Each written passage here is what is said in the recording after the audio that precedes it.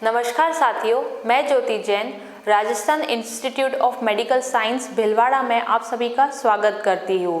पहला टॉपिक हमने पढ़ लिया है बुखार का, उसी में आज हम आगे बढ़ेंगे और नेक्स्ट टॉपिक देखेंगे जो है शरीर का तापमान। हमने पहले ही पढ़ लिया है कि शरीर का जो तापमान है वो कई कारणों से बढ़ता है, तो उसको जो है वो नियंत्रित करना पड़ता है। तो आज हम वही देखेंगे कि शरीर का तापमान कैसे बढ़ाया जाता है और जो बढ़ा हुआ तापमान है उसको कैसे नियंत्रित किया जाता है। शरीर तापमान को ऊष्मा के रूप में परिभाषित किया जाता है जिससे शरीर बनाए रखता है या शरीर में उत्पन्न ऊष्मा एवं ऊष्मा के नष्ट के बीच संतुलन के रूप में परिभाषित किया जाता है। हमारा जो शरीर है वो निरंतर हमारे शरीर में ऊष्मा बनाए रखता है, तो अगर वो ऊष्मा ज़्यादा हो जाती है तो शरीर उसको नष्ट करके उसको संतुलित करता है, और अगर हमारा शरीर जो है वो ठंडा होता है तो ऊष्मा की उत्पत्ति कर वो हमारे शरीर को संतुलित करता है। ये हमारा जो शरीर है वो खुद ब खुद करता है, और अगर वो नहीं कर पाता है तो कुछ रासायनिक माध्यमों से हमें वो करवाना पड़ता है। शारीरिक तापमान को नियंत्रित करने के दो तरीके किए जाते हैं। तो दो तरीके होते हैं जिससे हमारा जो शारीरिक तापमान है वो अगर घटता है तो उसको बढ़ाया कैसे जाता है, और अगर बढ़ जाता है तो उसको घटाया कैसे जाता है। तो सबसे पहला है ऊष्मा उत्पत्ति, जिसको हम थर्मोजेनेसिस बोलते हैं। थर्मो का मतलब होता है ऊष्मा और जेनेसिस का मतलब होता है उसकी उत्पत्ति। तो अभी हम देखेंगे थर्मोजेनेसिस। रासायनिक नियमन से ऊष्मा के उत्पादन को ऊष्मा उत्पत्ति कहते हैं। अगर हमारे शरीर का तापमान अगर कम हो जाता है किन्हीं कारणों से, जैसे वातावरण से या बारिश में हम जब भीग के आते हैं तब, तो हमें क्या करना होता है कि हमारे जो शरीर का तापमान है उसको संतुलित करने के लिए क्रियाएं करनी पड़ती है। जैसे हम जब बारिश में भीग के आते हैं या ठंड के मौसम में जब हमें बहुत ठंड लगती है तो हम रज़ाई, कंबल या स्वेटर, शॉल का इस्तेमाल करते हैं ताकि बाहरी ठंड से हम बच सके और हमारा जो शरीर का तापमान है उसमें संतुलन बनाए रखे। बारिश में भीग के आते हैं तो हम एक गर्म चाय या कॉफ़ी पीते हैं ताकि जो बाहरी ठंड हमारे शरीर में आई है वो संतुलित हो और जो हमारे शरीर का तापमान है वो सामान्य हो जाए। दूसरा है ऊष्मा क्षति, जिसको हम थर्मोलाइसिस बोलते हैं। थर्मो का मतलब फिर से ऊष्मा और क्षति का मतलब लाइसिस या क्षति, जिसको हम तोड़ना भी बोलते हैं। शारीरिक नियमन पर ऊष्मा के नष्ट होने को ऊष्मा क्षति कहते हैं। ऊष्मा शारीरिक में शरीर में निरंतर उत्पादित होती रहती है। ऊष्मा का नियंत्रण करने वाला केंद्र हाइपोथैलेमस होता है। जब तक ऊष्मा को शरीर से नहीं निकाला जाए या शरीर द्वारा नष्ट नहीं हो, किसी भी प्रकार का संतुलन बनाए रखना संभव नहीं है। तो हमारे जैसे मैंने बताया, हमारा जो शरीर है वो निरंतर ऊष्मा बनाते रहता है। जब हम खाते हैं तो उस खाने को पचाने में और हर चीज़ में हमें चलने में, फिरने में, बोलने में, हर चीज़ में हमें एनर्जी की ज़रूरत होती है। तो वो एनर्जी हमें हमारे खाने से मिलती है, और जब वो खाना टूटता है तब वहाँ से जो है वो ऊष्मा की उत्पत्ति होती है। तो हमारा जो शरीर है निरंतर ऊष्मा बनाता रहता है। तो अगर वो ऊष्मा ज़्यादा हो जाती है तो उसको नष्ट करना बहुत ज़रूरी है। तो नष्ट वो जो हमारा शरीर है वो खुद ही करता है। जैसे गर्मी में वातावरण का तापमान बहुत ज़्यादा होता है तो उसके साथ हमारे शरीर का तापमान भी बहुत ज़्यादा बढ़ता है।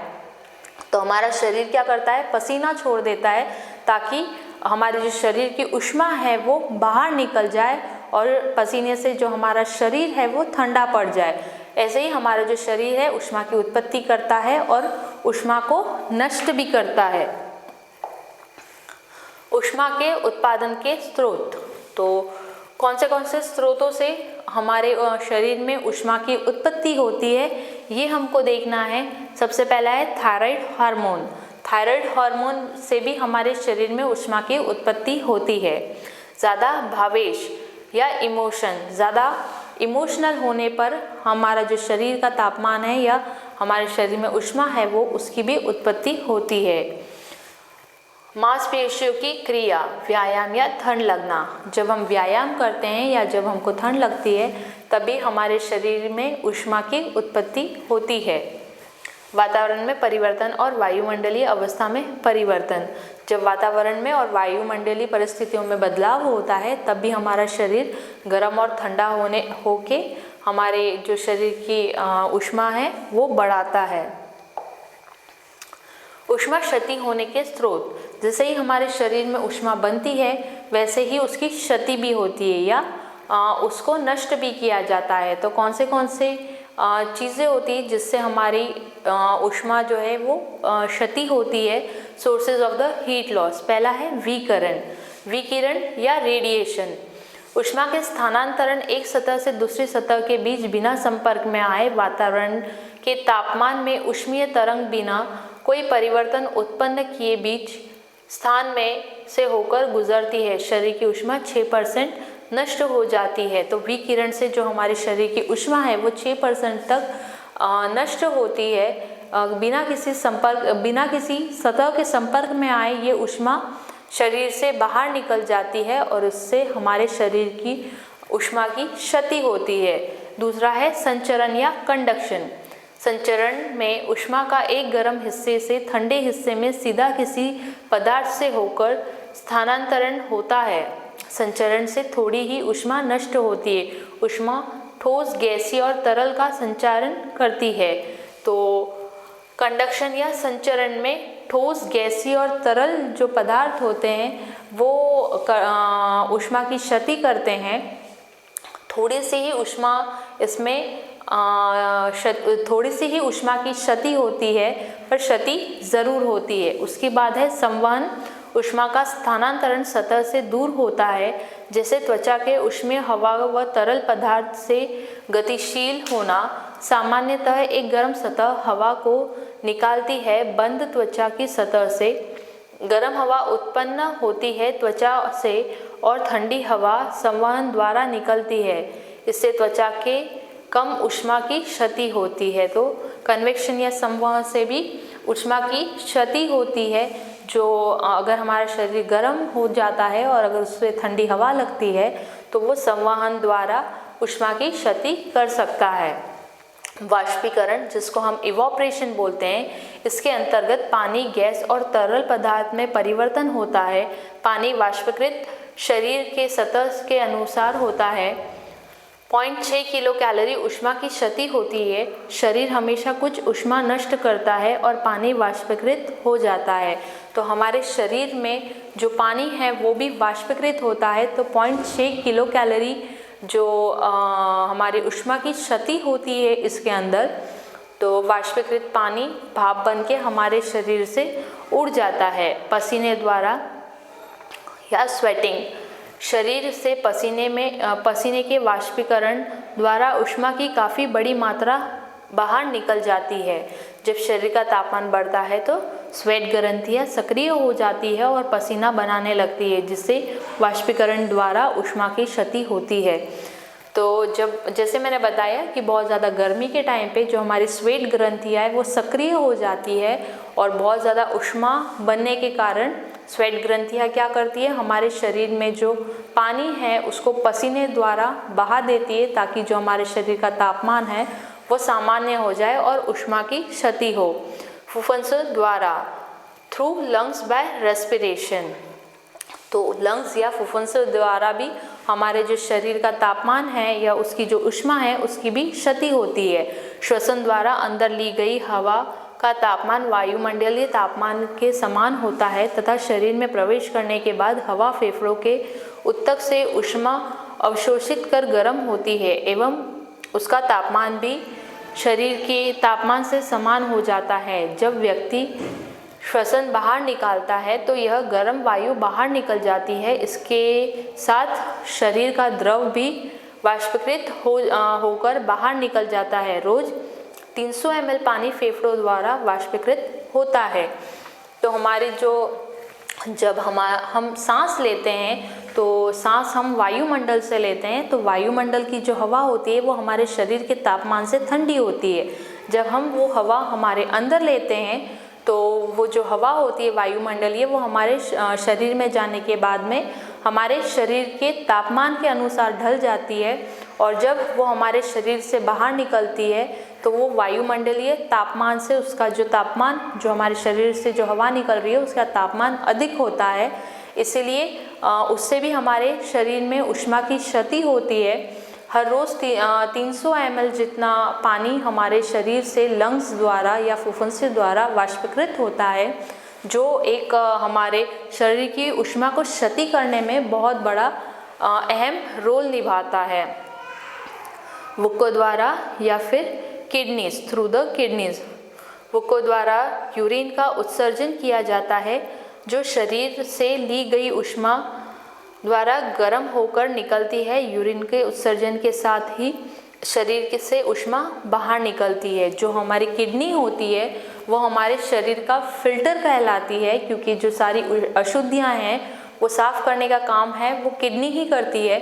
तो जब किडनी से हमारा जो यूरिन है, जो हमारा पेशाब है, वो शरीर के बाहर निकलता है तो उससे भी हमारे जो शरीर की ऊष्मा है वो कम होती है। मल द्वारा, थ्रू फिसेस, आंतों में बनने वाला मल भी शरीर की ऊष्मा को अवशोषित करता है। तो मल के द्वारा भी जो हमारे आंतों में, हम जो भी खाना खाते हैं आंतों में उसका मल बनता है, जो वेस्ट प्रोडक्ट होता है हमारे शरीर का, तो उसके द्वारा भी हमारे शरीर की जो ऊष्मा है उसकी क्षति होती है, और जो हमारे शरीर का तापमान है वो बनाए रखने में मदद करती है। शरीर के तापमान पर असर डालने वाले कारक, तो कौन से कारक हैं जो हमारे शरीर की ऊष्मा पर असर डालते हैं या फैक्टर अफेक्टिंग बॉडी टेम्परेचर। तो सबसे पहला है उम्र, एज। नवजात शिशुओं का तापमान वातावरण के कारण परिवर्तित होता है। नवजात शिशुओं के लिए गर्म कपड़े और ज़्यादा देखभाल की ज़रूरत है। तापमान का स्तर वृद्धावस्था में कम हो जाता है। तो जो नवजात शिशु होते हैं उनका जो शरीर है वो वातावरण के अनुसार ढल नहीं पाता है, तो इसलिए उनको हमेशा गर्म कपड़ों में रखा जाता है, ताकि उनकी जो गर्माहट है, उनकी जो शरीर में गर्माहट है वो बनी रहे। क्योंकि जब वो माँ के पेट से आते हैं तो उनको एक ही वातावरण, जो माँ के गर्भ का वातावरण है वही पता होता है। जो बाहरी वातावरण है उससे उनका जो शरीर है वो संतुलित नहीं कर पाता है, इसलिए हमेशा उनको गर्म कपड़ों में ही रखा जाता है। वही वृद्धावस्था में हमेशा जो तापमान है वो कम होता रहता है, इसलिए जो वृद्ध लोग होते हैं उन्हें भी हमेशा ठंड ज़्यादा लगती है, तो इसलिए उन्हें कंबल या स्वेटर वगैरह पहनाए रखना पड़ता है। उसके बाद है व्यायाम, एक्सरसाइज। शरीर का तापमान व्यायाम द्वारा बढ़ता है। तो जब हम व्यायाम करते हैं तब भी जो हमारे शरीर का तापमान है वो निरंतर बढ़ता रहता है। हार्मोनल स्तर द्वारा, हार्मोनल लेवल, थायराइड व एड्रिनल ग्रंथियों की बढ़ी हुई सक्रियता के कारण शरीर का तापमान बढ़ जाता है। प्रोजेस्टेरोन हार्मोन भी शरीर का तापमान बढ़ाता है। जब ये हार्मोन रक्त में जाते हैं तो ऑक्सीजन की प्रक्रिया को उत्पादित करते हैं। इसके कारण शरीर में काफ़ी मात्रा में ऊष्मा की क्षति होती है। तो जो थायराइड है या फिर प्रोजेस्टेरोन हार्मोन है जो प्रेगनेंसी में काम आता है, उसके वजह से भी जो हमारे शरीर का तापमान है वो निरंतर बढ़ता है। ये जो हार्मोन है डायरेक्टली हमारे खून में जाते हैं और हमारे खून में ऑक्सीजन की जो डिमांड है उसको बढ़ाते हैं। उसके वजह से हमारे जो शरीर का तापमान है वो निरंतर बढ़ता रहता है। पर्यावरणीय एवं वायुमंडलीय स्थिति में परिवर्तन, change in the environmental and atmospheric condition. कमरे का उच्च तापमान शरीर के तापमान में वृद्धि करता है। अत्यधिक उच्च बाहरी तापमान शरीर की ऊष्मा नियमन प्रक्रिया को बिगाड़ देता है, जिससे शरीर का तापमान अत्यधिक बढ़ जाता है, जैसे सूर्यघात, सनस्ट्रोक या ऊष्माघात, हीट स्ट्रोक। तो पर्यावरण या वायुमंडलीय जो स्थिति होती है उससे भी हमारे शरीर का तापमान बढ़ता है। अगर हम एक गर्म कमरे में या ऐसे कमरे में बैठे जहाँ पर वायु का आवाजाही नहीं है तो भी हमारे शरीर का जो तापमान है वो बढ़ जाता है। और सूर्यघात और ऊष्माघात से भी हमारे शरीर का तापमान बढ़ता है। उसके बाद तनाव या स्ट्रेस, ये शरीर का तापमान बढ़ाते हैं। तनाव से भी हमारे शरीर का तापमान बढ़ता है। बेचैनी, ये शरीर का तापमान को बढ़ाती है, तो बेचैनी भी हमारे शरीर के तापमान को बढ़ाती है। उपवास, ये शरीर का तापमान को घटाता है। तो जब हम उपवास करते हैं तो हम खाना नहीं खाते हैं, और खाना नहीं खाएंगे तो हमारे जो शरीर में एनर्जी है वो टूटेगी नहीं, और टूटने से जो हमारे शरीर का जो तापमान है वो भी निरंतर कम होता रहता है। उम्मीद है आप सभी को ये टॉपिक समझ में आया होगा। अब हम मिलेंगे नेक्स्ट वीडियो में नेक्स्ट टॉपिक के साथ में। धन्यवाद।